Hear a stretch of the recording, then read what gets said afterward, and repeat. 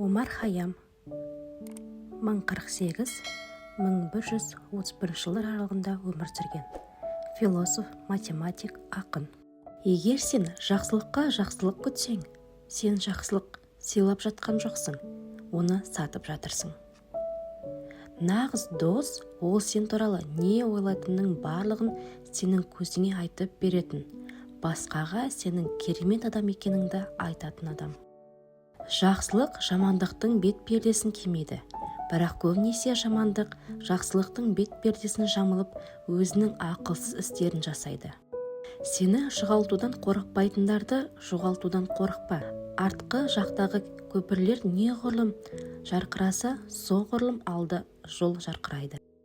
Ешкімге түсіндірудің қажеті жоқ. Тыңдағысы келмейтін адам естімейді де сенбейді. Ал сенетін және түсінетін адам түсіндіруге мұқтаж емес. Кеткенді ұстамаңыз және келгенді итермеңіз, сонда бақыт сені өзі табады. Бірнеше кешірім сұрау бір ретке қарағанда сенімді көрінеді.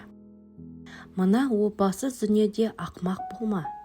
Айналаңыздағы қоршағандардың барлығына арқа сүйей бермеңіз. Ең жақын досыңа нық көзбен қара. Мүмкін ең қас жауың досың болуы мүмкін. Сырыңызды адамдармен бөліспеңіз, өйткені сен олардың қайсысының арамза екенін білмейсің. Құдайдың жаратылысымен қалай қарым-қатынас жасасаңыз, өзіңіз үшін де адамдардан соны күтіңіз. Әдемі сөйлеген адамға сенбе, оның сөзінде әрдайым ойын бар. Үнсіз әдемі істер жасайтын адамға сеніңіз. Адамдар сіз туралы өсек айтса, бұл сіздің өзіңізге ғана емес, басқаларға да жеткілікті екеніңізді білдіреді. Олар сізбен өзін толтырады. Адамдарға жеңіл бол. Дана болғың келсе, өзіңнің даналығыңмен ауыртпалық келтірме. Осы сәтте бақытты болыңыз, ал бұл сәт сенің өмірің.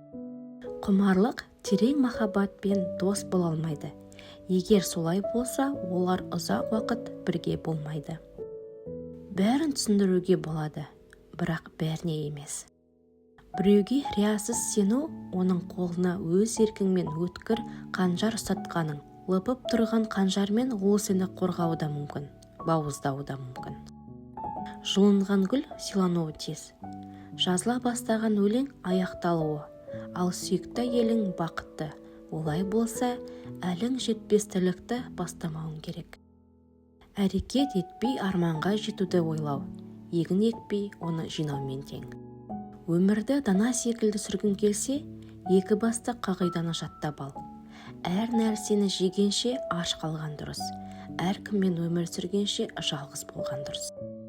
Адамның санасы қаншалықты төмен болса, ол мұрнын соншалықты аспанға сүйрейді.